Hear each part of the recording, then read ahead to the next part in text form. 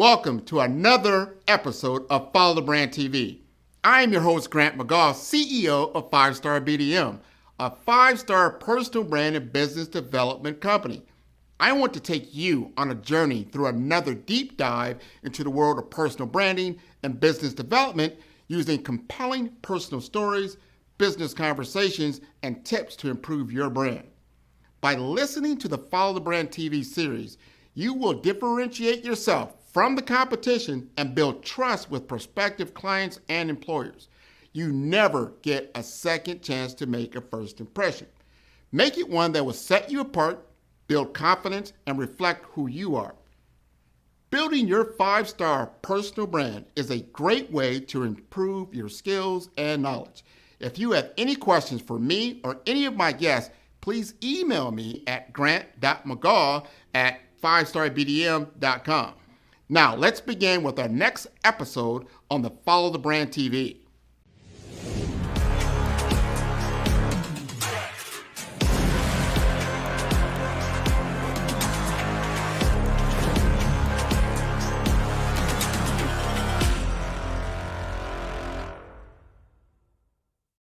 Five-Star BDM, Brand Development Masters, is a professional consulting and advisory group keenly focused on business development services for the small to mid-sized business and entrepreneurs. Although every business is unique, they often share business development challenges that can be addressed through smart branding. Services include process improvement and operations, digital strategy and transformation, business intelligence, digital marketing, and personal branding. Our business and personal branding company has helped a number of professionals and organizations to optimize and grow. This results in more business, more opportunities, better reach, positive outcomes. Visit www.5starbdm.com today to learn more.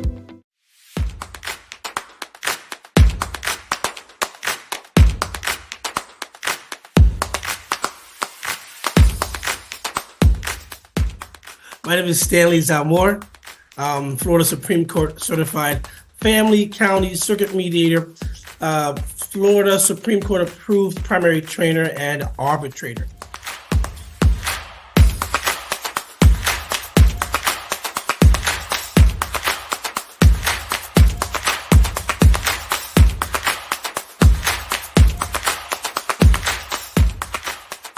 What did you hear them say?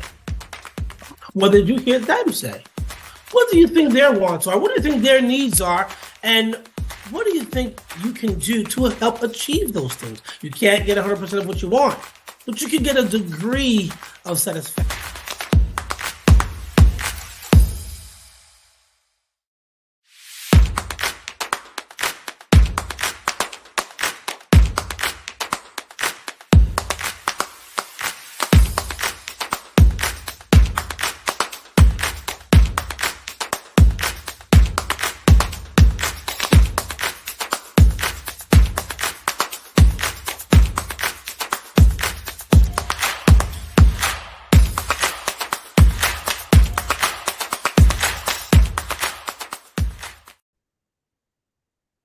Welcome, everybody, to the Follow the Brand podcast. We are going to talk to one of Dade and Broward County's sons. His name is Stanley Zalmore. He joined me on the stage here recently during Project 12. We got a chance to know each other and found out we have a mutual, be my friend, his cousin, and Stanley LeCon, who's been on this show in previous episodes. And we really hit it off, and I said, Stan, you got to come on my show. You got to talk about this because he's big into mediation. He is big into conflict resolution, which I find very, very interesting. And I want to educate the audience around these things because it's so important in our community. Stanley, you like to introduce yourself? Good afternoon, good morning, salutations. My name is Stanley Zalmore. Florida Supreme Court certified family, county, circuit mediator, Florida Supreme Court approved primary trainer and arbitrator, qualified arbitrator. So I arbitrate throughout the country and throughout all the 20 jurisdictions of Florida, as well as other things. I mean, you just threw it right out there. We got to go because just like myself, I'm sure there's a lot of people now that's like, what is a mediator? He's on the Supreme Court for mediation, conflict resolution. That sounds like you're like the referee between two jarring parties, that are trying to get to a different result. Help us understand the business that you're in. The business plainly is conflict resolution. That's what it is. And the alternative dispute resolution is what the term was 30 years ago as it was toned. ADR, you might see the word ADR out there, alternative dispute resolution. There's about 12, imagine a slinky, like back in the days, a slinky or a rainbow, where on one side of the rainbow, one side of the slinky, you have partnering or negotiating between two entities or two individuals, parents, co-partners, whatever it may be, 2, 3, or 4 or more. And on the other side, you have adjudication, where a third party, like either a jurors, judge, or an arbiter, you give them the ability to hear the facts as you present them, weigh the evidence, weigh the facts, and as to certain standards, depending on what state you are in or what jurisdiction you're in, they'll weigh them as instructed and provide you your decision. A decision that they come up with based on how they feel about it. Now, between the partnering and negotiating and the adjudication process, the courthouse, you have a bunch of other processes, as we call it.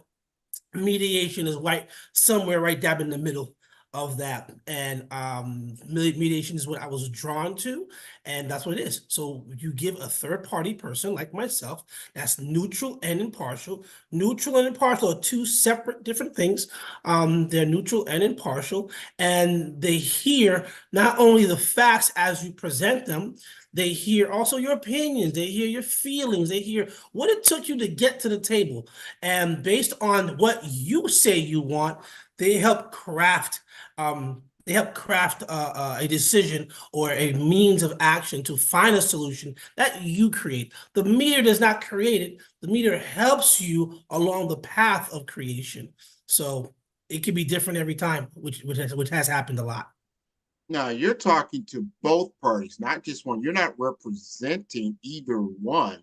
No. You're just listening to everything that's occurring. Now, does that happen? Like, when I think about this, like, wow, because I've been married twice.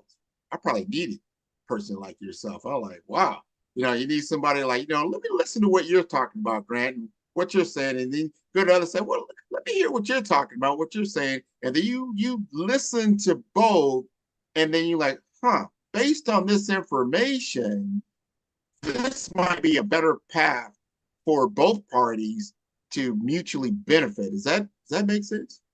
Yeah, but how about this?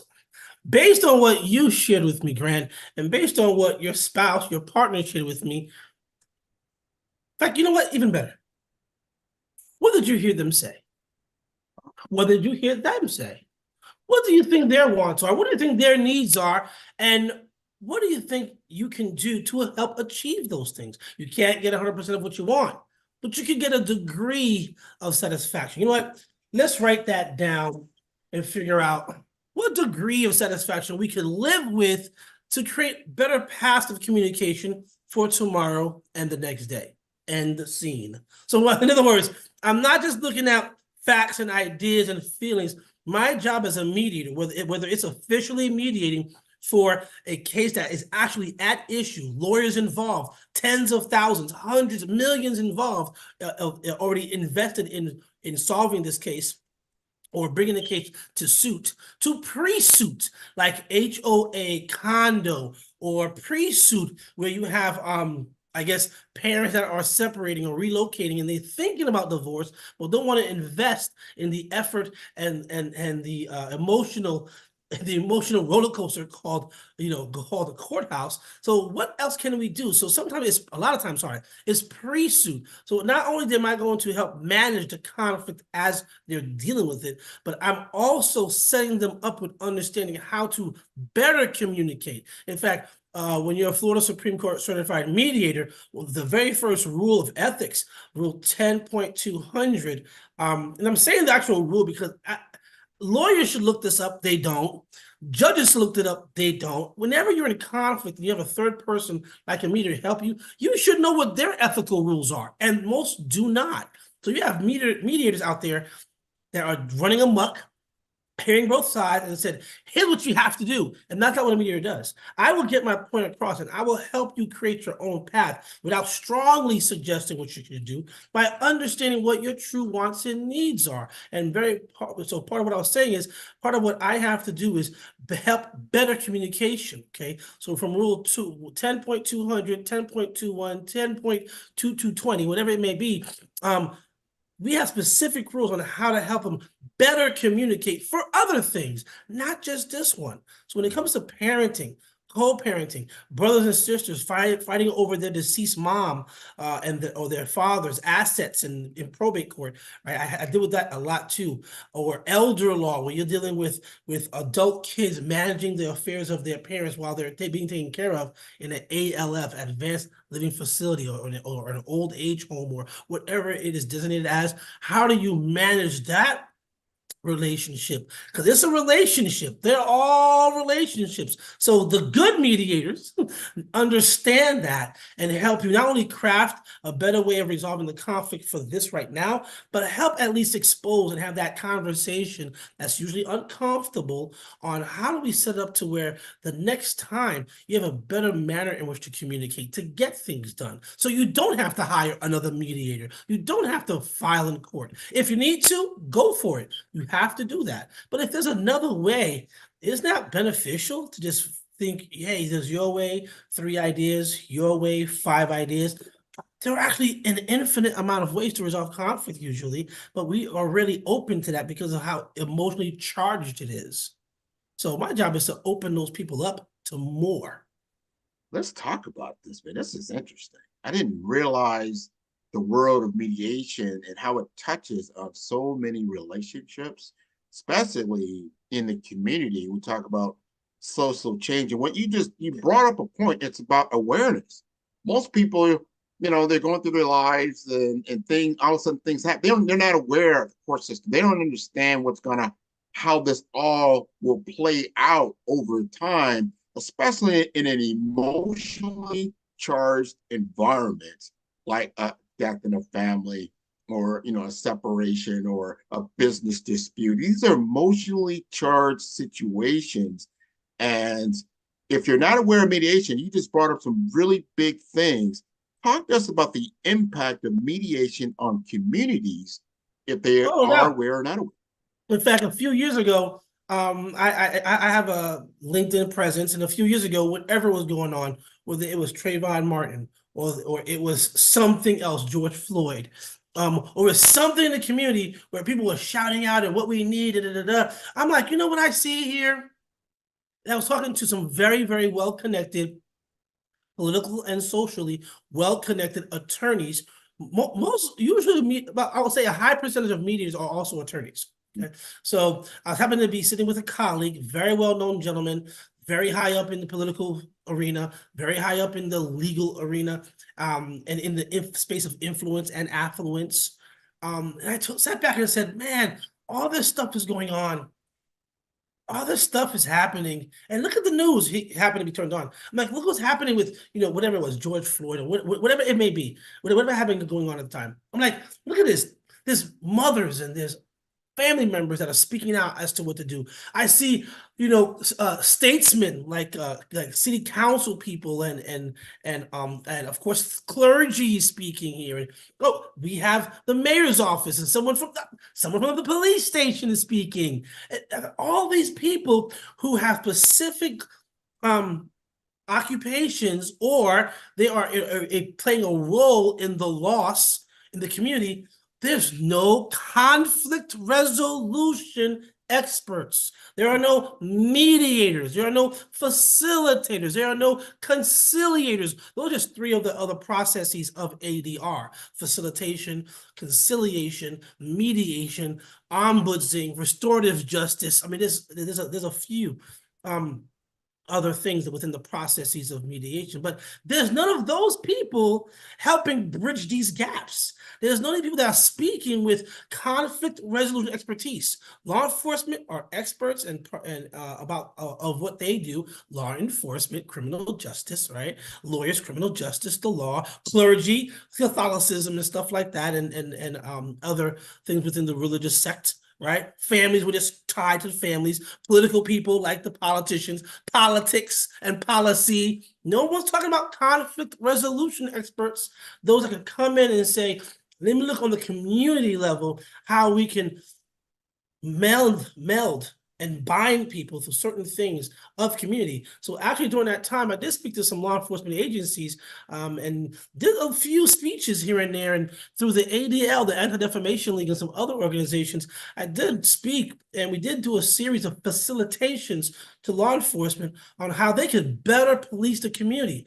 I have my own program in my mind that I've set up that I'm going to be doing hopefully in the very near future. But it's how we can have better policing, better community policing by understanding. One of the very first things and one of the techniques and skill sets that I don't want to say real mediators, properly trained mediators, I mean mediators trained in conflict resolution, not those trained in political science who then become mediators, right? Conflict resolution trained mediators.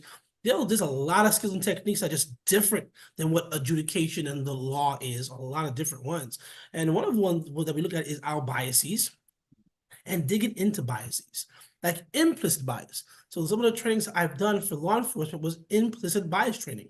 When they pull out in that, they unfortunately have to protect the community and they have to eliminate a threat or address a threat. What's going through their mind when they're pulling that trigger? They're pulling out that gun. What's going through their mind when they're putting that young man, that young lady, on the ground and their arms are tethered behind them? What's going on when they're starting to, be physical? And what's excessive things happen? When does it stop? What's going on in their mind? What is their connection to those things? And very few look at that when I'm hearing them say, here's what happened in this situation, here's what happened in court.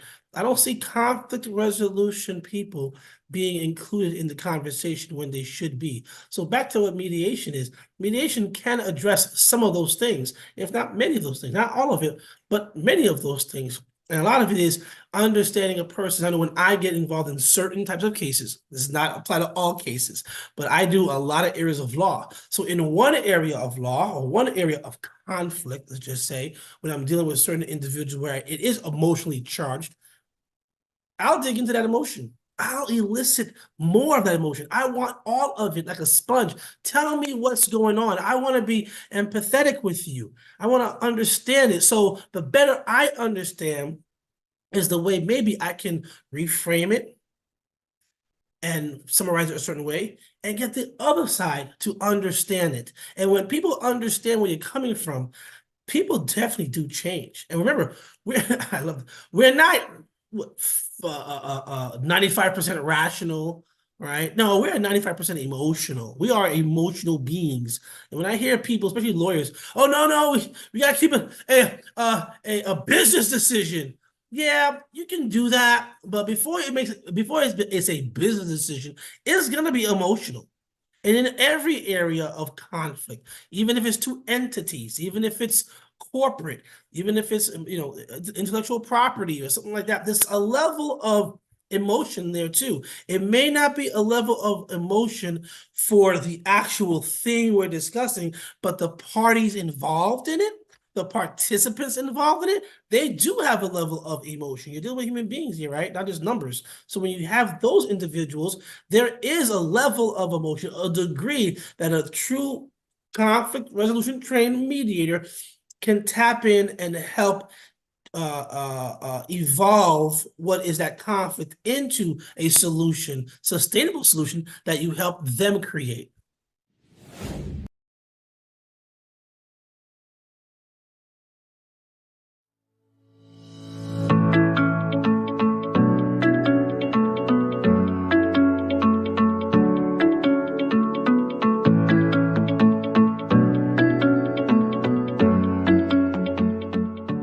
I'm just a regular guy who just, have a passion for people and just helping people in any way that I can.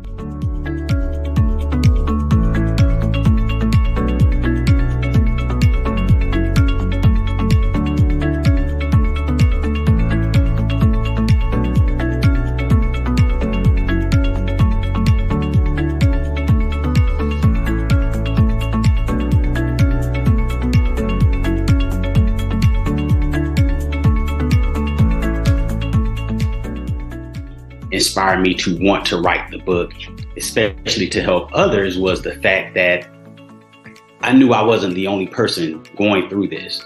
So I figured if this was something that I could share with others, I owed it to get it out there to the world and to give it to other people who might be able to use it and hopefully enhance their lives, because I feel that everyone's purpose is bigger than them.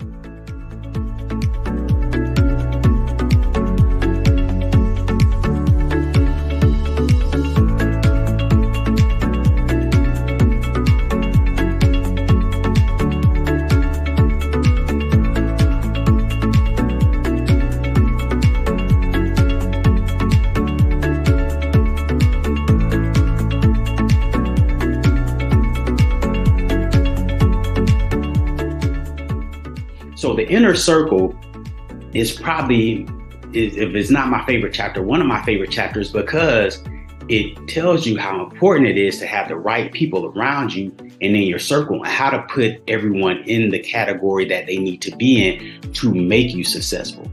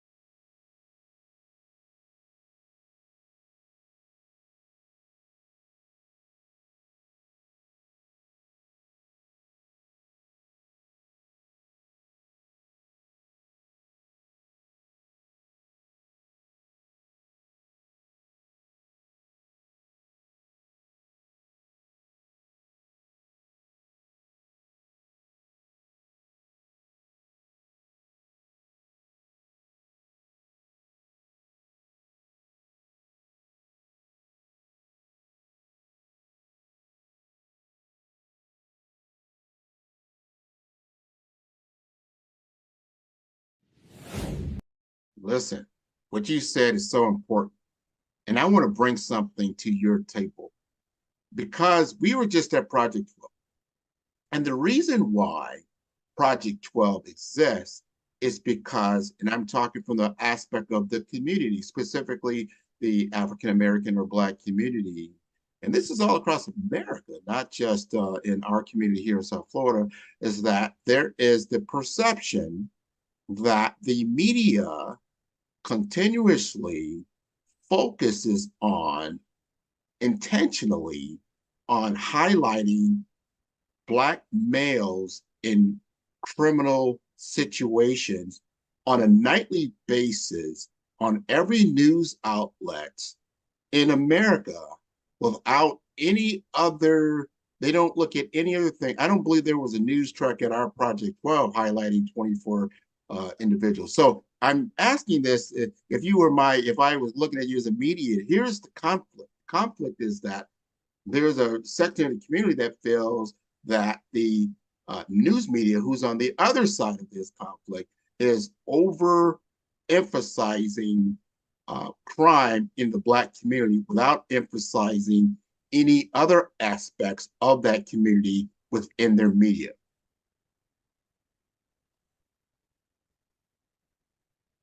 All right. All right, let's go there. I'm not by far saying I'm an expert in media or an expert in how journalists do their job or what happens in social media or but I have been involved in a lot of conversation. I have been involved in creating a dialogue. I have been involved in creating a conversation piece where it was like how certain things have influenced and impacted the communities and the world. So I've been in that space before. I'm not going to claim to be an expert now. Had you told me you wanted to go that route, I would have my numbers with me. I don't have my numbers with me, but it's okay. It's okay. The human dynamic is something that's very interesting and it's always evolving. Human dynamics, how people behave with one another. Unfortunately, it is different. The way we do communities, the way we do community now is very different than how we did community 100 years ago. The way we did community 1,000 years ago. It just is. It's gonna always be evolving and changing when you do little tweaks here and there. Now we are being human beings are products of their environment, good, bad, or indifferent. And right now we are in an environment where people want more, or they're being told they want more faster. They want more constant. They want more. And I think it started, actually, I did look into this when I was younger. I think it started with certain newspapers, where instead of it being a complete whole newspaper, right? I think it was New U.S. Today, I think it was a Washington, D.C. paper. Right on the cover of the paper, it wasn't just that one story and 3 or 4 other stories to look into, go to page 15, go to page whatever. It was a bunch of other things on the bottom. Snippets of other things that might be of interest. And you know what they found out? And there is a study on this. People are more interested in the 15 5-second snippets. They can read real fast. Next one. That evolved into what we see now on TV. In fact, that's what cable news became. Cable news was a joke to networks 30 years ago, 40 years. It was a joke. A channel that is going to be sports all the time, ESPN, garbage, they said. Oh, a channel weather all the time, weather. They laughed at that. Weather network is huge. A news channel that's gonna be news all the time, CNN and the others. But what did they do? They would have little stories, boom, boom, boom, boom, and our brains constantly picking things up that we like. And you know what they found out? What we do in our human capacity, which I don't agree with, but it is what it is. We focus on the negative more than on the positive. It just is. It just is. And your brain, when I do these trainings for law enforcement or lawyers or judges or people in the community that want to do conflict resolution better or learn to become a mediator, there's several things that I do to kind of get people's minds to start to broaden. And one thing I ask people, ask yourself this, let me ask you this, Grant, how many thoughts do you think the average person has in one day? Just Oh, thoughts. just thoughts in general. What's a good one? I'll say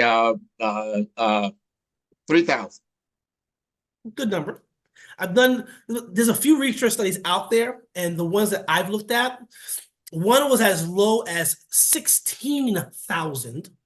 One was as high as 60,000. So between 16,000 and 60,000. I was amazed by that. But here's the most amazing part.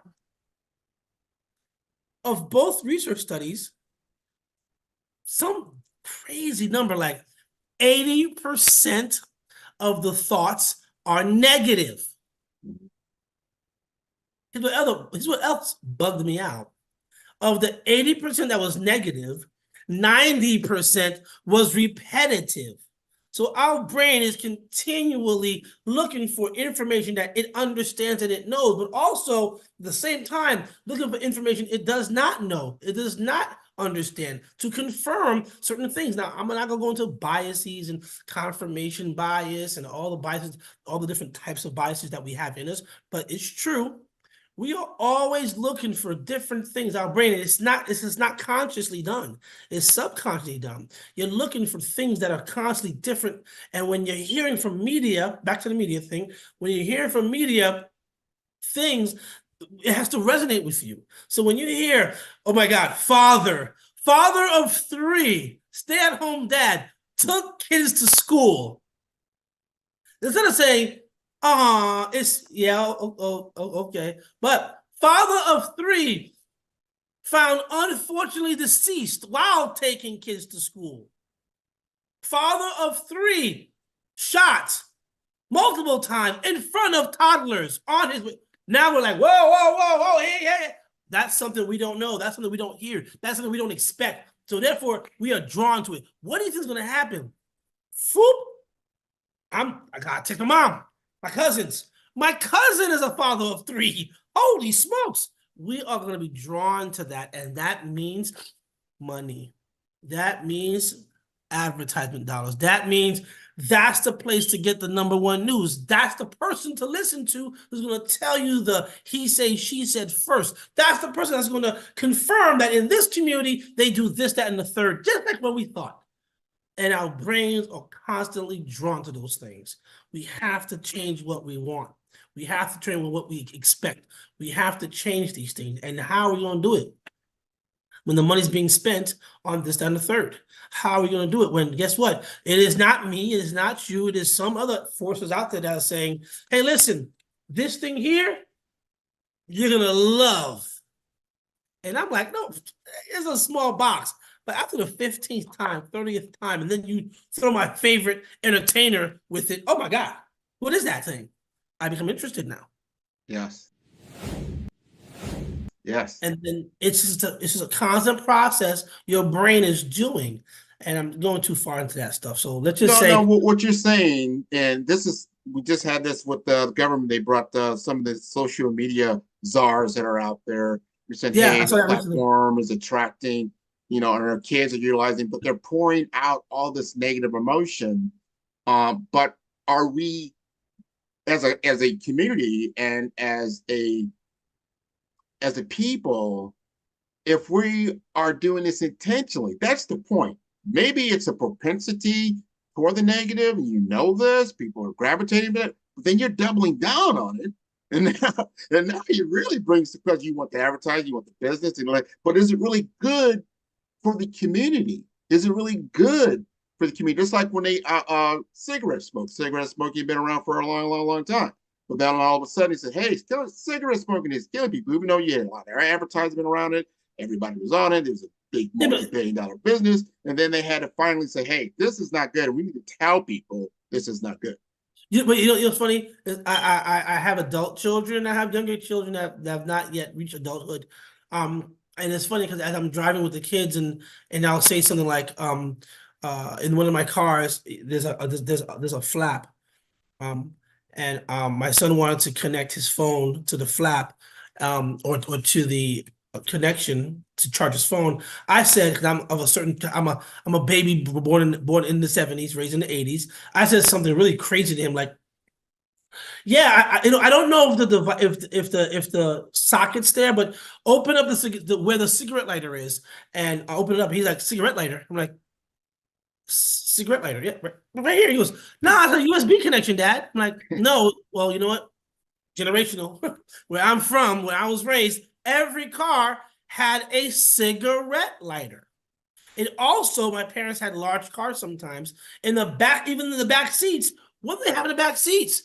They had an ashtray right there on the little armrest, an ashtray. Every seat in the car had an ashtray. I remember when taking a flight for not the very first time, but taking flights on airplanes when I was much younger in the 80s. I remember people were smoking in every flight. They had ashtrays that you could use on the flights, right? So, as an example of the media, some people, some big conglomerate companies, not only had a hold of every movie star doing this and lighting up every detective, every housewife, every husband coming from work and, oh, I'm tired, baby. You have a light? Every bar, it was social. It was driven to us that if you're of a certain era, if you're from a certain lifestyle, if you're from a certain frustration level, have a cigarette. And they didn't say it, they showed it to you. Yes. And they showed you the cool guy, the sophisticated guy. They showed you, the pimp, like, dangling beside. Remember? I remember having candies. I remember having the cigarette candies where it had powder in it. For you blow it out. Even as a K through 12, I remember that being in third grade. I'm walking around. Oh, we got candy cigarettes. This is cool. And I'm like, my dad was the coolest man on the planet, baby. So I'm trying to be like Daddy and his brothers and his cousins, and I'm pulling it out. I remember doing this. I don't know what that does to a cigarette, but I was constantly pulling it out, and me and my cousin were sitting there going, yeah, man, our wives get on our nerves. I'm not saying my dad said that. But that was the thing that I saw. So my point is, we're making it we're making it socially okay to be a certain way. What we need to do to address conflict resolution, mediation, community involvement, and changing this paradigm is we need to make it regular. Okay, I had somebody laugh at me. Sorry, not laugh at me. They kind of said, "Why would you want to accept an award? From that organization? Not like there's anything wrong with the organization, but that organization is a bunch of people that's bigging themselves up. A bunch of organizations that are making themselves feel good. I'm like, because who else will? My kids, my nephews, my godchildren, they need to see their godfather, their uncle, their friend, their neighbor get these awards and get these accolades, so they know this is not abnormal. This is how it's supposed to be. It's not extraordinary. It's not extraordinary. It's ordinary. This is regular for us. This is what my son and I, I'm an amp kind of guy, a little bit hype sometimes. And they're like, how's your day, Daddy? I'm fantastic. Whether it is actually fantastic or not, I make the decision whether I want it to be fantastic. I make a decision whether I want it to be good. I'm supposed to go through drama. I'm supposed to have a flat tire. I'm supposed to have to get my car picked up, my bike picked up by the tow truck. These are life things that happen. The plumber has to come here later on. These things happen in life. I'm not a product of these things that some might think are negative. I'm a product of living life. So therefore, how am I going to respond to it? That's the conflict resolution mediator piece. How are you going to respond to it? My kids need to see me respond with a smile. A little disappointment. Oh, man, got to deal with that again. Got to deal with that again. But you know what? It's okay. Let's make it happen. Let's make it happen. It needs to be ordinary to see these accolades, not extraordinary. And that's the problem. So how do we do that? We shout them from mountaintops and yes, we're doing this and we're doing that because who else will? But also is an understanding of this is what you're supposed to do. My parents came here as immigrants, Haitian, couldn't speak English for years. Within 5-7 years of being in this country, they drastically changed their circumstances. And from what I understand, where they were from and how they were living was pretty nice. It wasn't like it was dire straits. It was pretty nice, but they wanted something different for whatever their reasons were, something different in a new country. And they started from the very, very, very, very whatever you consider the bottom, they were there for years. Changed it. So I remember my mom looking at me after I'm crying and kicking and screaming, which didn't last too long, of course, because she'll knock me out, Why do I have to go to dancing school? Why do I have to go to piano class again? Why am I doing judo on Saturday? And my mom looked at me and she smacked me, smack! Because you're my investment. Mm. There you go. You're an investment. That's why. Me and your dad didn't do these things that you had the opportunity to do. So you are going to do it. And when you have kids, your job is to do the same thing. You are an investment. What if the majority of families spoke to their kids in that manner? You're an investment. You don't have time for no C's. My parents refused for me to work. And I wanted to work to get my new Jordans. I never owned a pair of Jordans, buy tapes and buy little things that, of course, young men growing in the 80s wanted to do, break dance and buy little stuff, right? And they go, no, you're not going to work because what you're going to buy is frivolous. And you have no excuse but to get A's and B's. So figure it out, sit down, take your extracurricular activities that we put you in, and study and get your A's. I'm not an A student, by the way. But they've set me up to be that. My point is, what if we did that as a method of dealing with things? Of course, we all have our challenges, and people have, every individual may have disabilities in learning or in acclimation and whatever it may be. I'm not saying be as crude as my parents were, but they did what they know.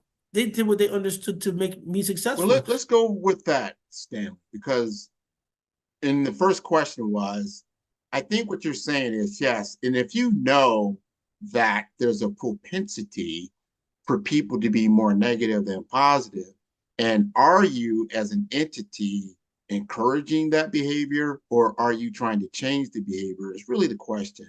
And I like how you kind of frame that story like, yes, maybe we do have 80% of our thoughts maybe start out negative. But you know what? 20% is positive. And what are we doing to grow that positive thought framework? And are we trying to double down on that and making that cool, making that something that's positive, like what your parents have done, or what you're being an example in front of your community with your children, because that is newsworthy. It is something of note.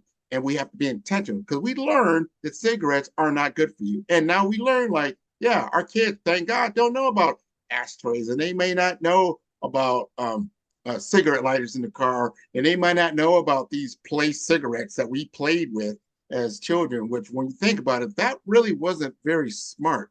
But that's what we did. We had to grow and learn. I think we're growing and learning. It was business smart because, as you know, I was part of that legal community that fought against the firms I worked with were dealing with big tobacco. I'm not going to say which term, but we did do a lot of defense of that as well. And part of the things that big tobacco, or what they call big tobacco, right? They would say in these secret memos, right, was they don't care about this. They're not really focusing on the smoker of today.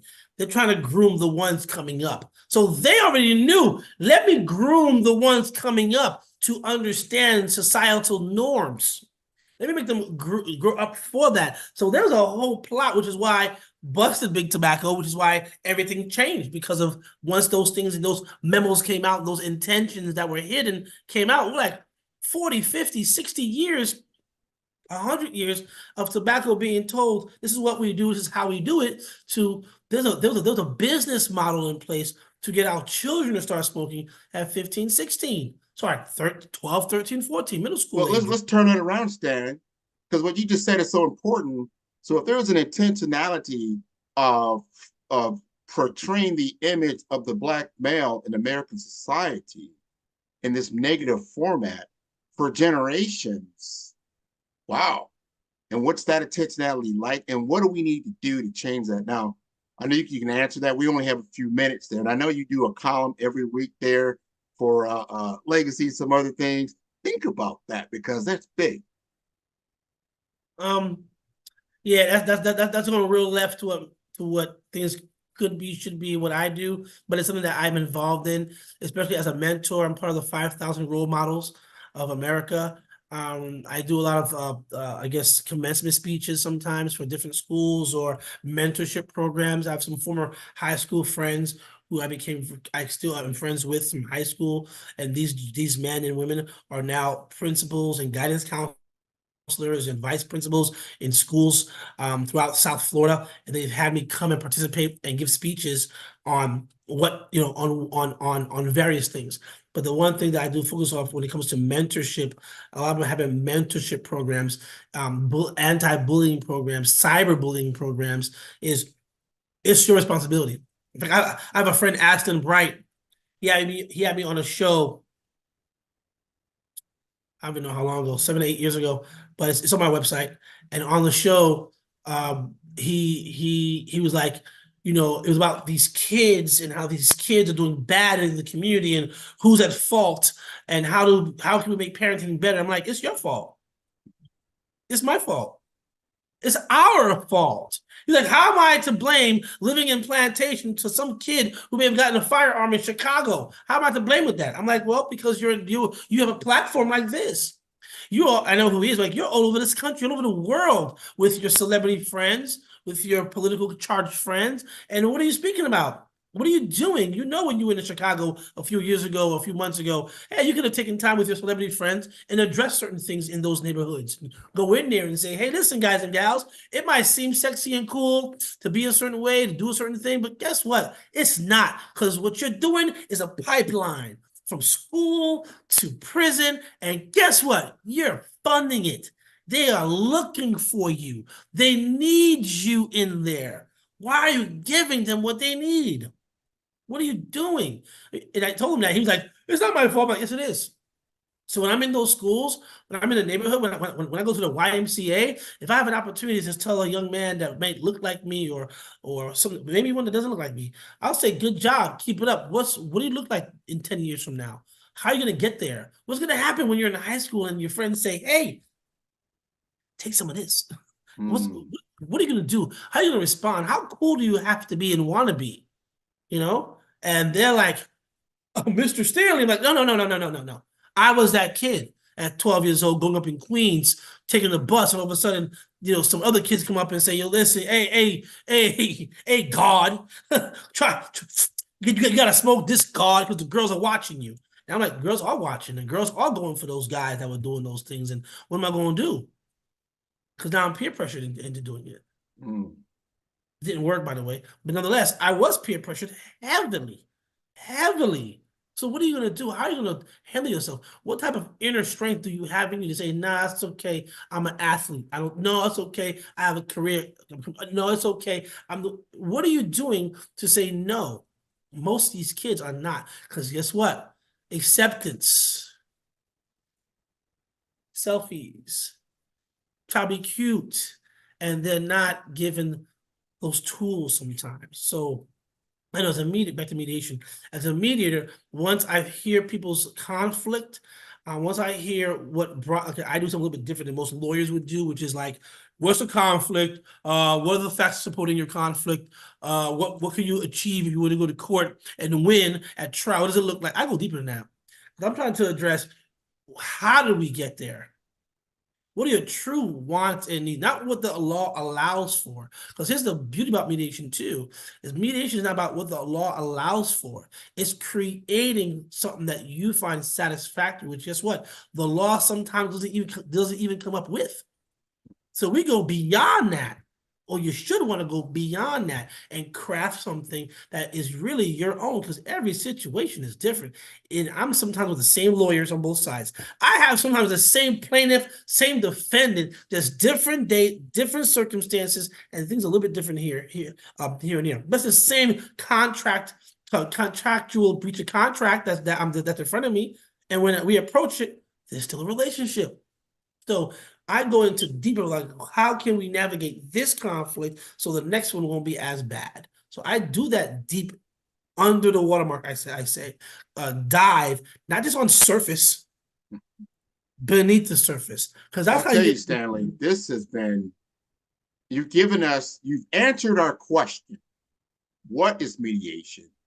You've given us examples of it. We've talked about some community issues. We've talked about some things that we've shared the stage around our project. Well, this has been wonderful.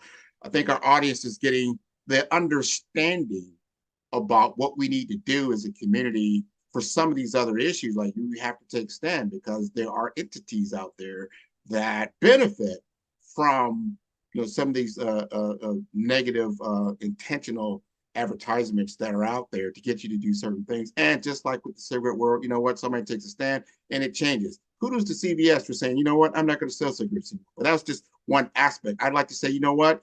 Media, we're not going to just show Black criminality in our communities every single day. You know what? We're going to stop doing that. We're going to start doing something else. I'd love to see that. Before I let you go, Stanley, tell the audience how to get in touch with you and how they can read your column that you put out.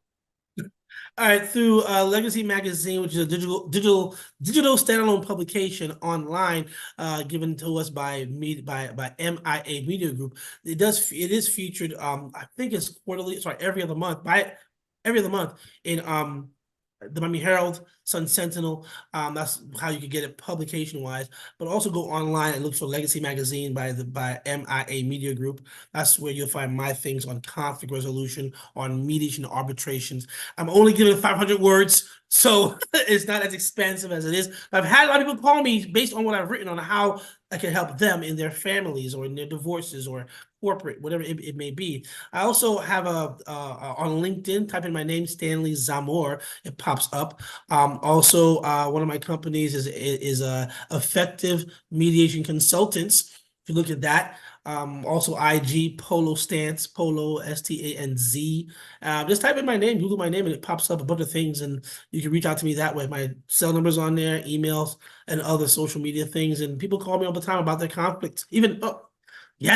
Sunday night, I have a friend, not a friend of mine, someone is going to be engaging in divorce, and already it's bad. And he's a young man who's been accused of molestation of his children. And as he said, his children's mother is just trying to make him look in the worst light possible. He's never touched any of his children in any inappropriate way, but it's saying that because the kids are only 3 and 1.5, they can't speak. But that's the way that she did certain things to get him out of the house. I'm not saying this is true or not. I'm just saying this is what he told me. He wants to know how he can go through getting a divorce. And I told him, well, you need to see a lawyer if you need to see a lawyer and you have some issues in there that might need law enforcement. Right, as well as legal counsel. As a mediator, I give no legal advice. I'm ethically barred not to do that, and I will not do that. But I can help you, hopefully, in how we can manage the behavior that your wife's exhibiting, children of your mother, and how you can hopefully quell that a little bit, bring it down a couple of notches, because maybe she's hurting. Something happened that hurt her, and maybe you're not recognizing it, maybe you're not owning up to it, and maybe you're not owning up to your part. There's a level of accountability that has to be taken there. And then he told me some things. I'm like, well, what you just told me, what do you think how do you think she would respond? And then we did some work. So my point is, at all times of the day, sometimes Sunday afternoons, I get people who reach out to me. Again, no legal advice, but definitely matters in which to resolve emotional conflict we can talk about and do, or techniques in dealing with narcissists. And I have an article out there that's talked about, I have a seminar actually, an 8-hour seminar, negotiating with the enemy. How do you negotiate with those that you consider your enemy or your adversary, or the ops, as they say in the young world today, right? How do you navigate conflict with the ops? And there are techniques. So that's how they can reach out to me, and hopefully I can help some people at least change the mindset a little bit and the approach and get things done. That's what it's about. That's what it's about. It's about changing the narrative. This has been wonderful. I encourage your entire audience to tune into all the episodes on Follow the Brand. They can do so at the number 5. That's star, that's BDM, that's B for brand, D for development, infomasters.com. Stanley, you have been dropping knowledge, wisdom, and insight all episode long, and I thank you for being a guest on the Follow the Brand Show. Thank you very much. Thank you. You're welcome.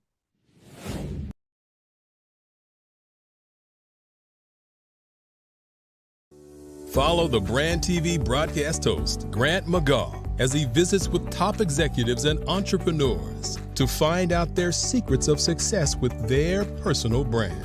Follow the Brand TV broadcast host as he focuses on brand development to build better relationships, bring value to your business, relationships, and career.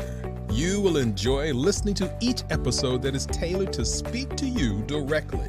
If you're looking for this type of clarity in terms of building your brand, you have tuned into the right station. Each episode will help you to shape a conversation in the 5-Star BDM network of 20,000 professionals and become a springboard for your corporate engagement and business opportunities. Each guest will frame their story in the areas of personal branding, business development, career development, financial empowerment, and technology innovation.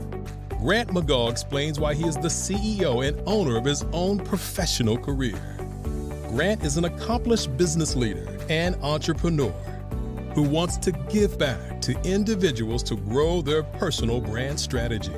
Tune in as he weaves his story about new possibilities, while to you exceed expectations. If you love storytelling, this show will make for fun. 5-Star BDM, Brand Development Masters, is a professional consulting and advisory group keenly focused on business development services for the small to mid-sized business and entrepreneurs. Although every business is unique, they often share business development challenges that can be addressed through smart branding. Services include process improvement and operations, digital strategy and transformation, business intelligence, digital marketing, and personal branding. Our business and personal branding company has helped a number of professionals and organizations to optimize and grow. This results in more business, more opportunities, better reach, positive outcomes. Visit www.5starbdm.com today to learn more. Tune in for our next show or click on our website at www.5starbdm/followthebrandtv. Thank you.